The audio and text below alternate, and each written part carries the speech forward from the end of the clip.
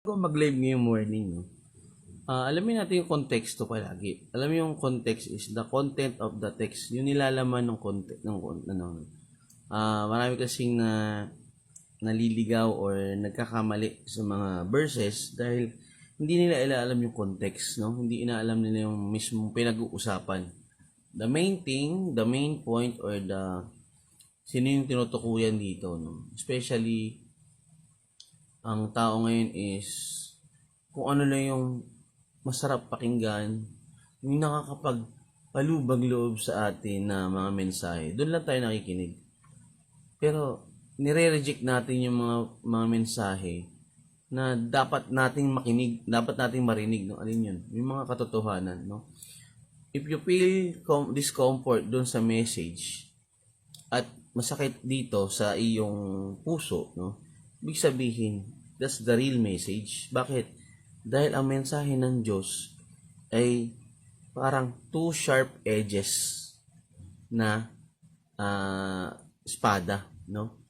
Na bawat words na binibitawan ng Bible o ng preacher is talagang tatamaan ka. That's the main objectives of gospel. Hindi yung para i-motivate ka, ipagpalubag loob ka, hindi. No? Kaya kung tayo po ay mas komportable dun sa gusto lang natin marinig, we are deceiving ourselves. Dinideceive natin yung sarili natin, no? Hinahayaan natin ma-sugarcoat yung dapat. Kumbaga yung katotohanan na sugarcoat ng kasinungalingan. That's all lies, no? Ang totoong gospel is yung tipong magre-reflect ka talaga. Yung talagang kala mo iniinsulto ka. Pero yun po yung main objectives ng gospel, no? Ma-realize natin, matamaan natin na mali pala ako. Kasi minsan ang problema ng tao, hindi ako yun, hindi ako yun. Walang humbleness sa part na yun. Kasi pride eh. Tinatamaan ka yung ego mo. Pero yun yung gusto ng Panginoon eh. Itinatama tayo through His message. Kasi doon natin marirealize, ganito na pala ako.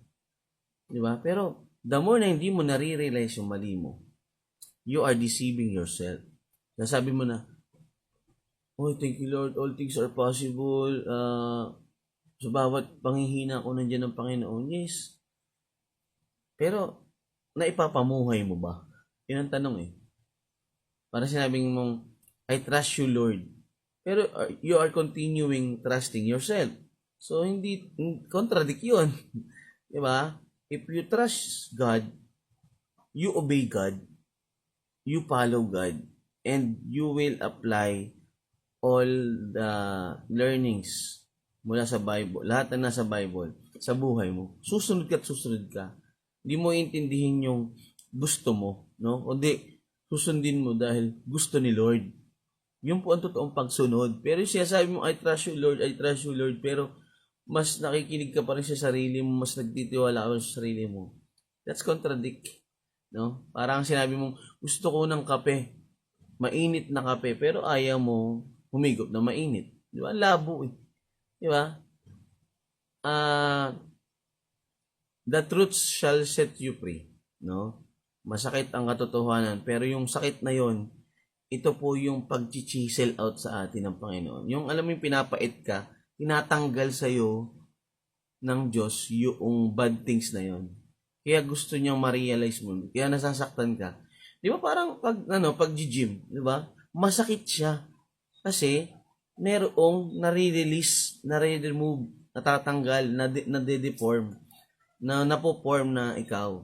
So ganun po ang mensahe ng Panginoon.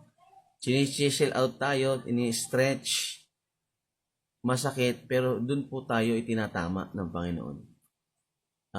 Ipinaprocess tayo, no? Ang gold ay dumadaan sa apoy.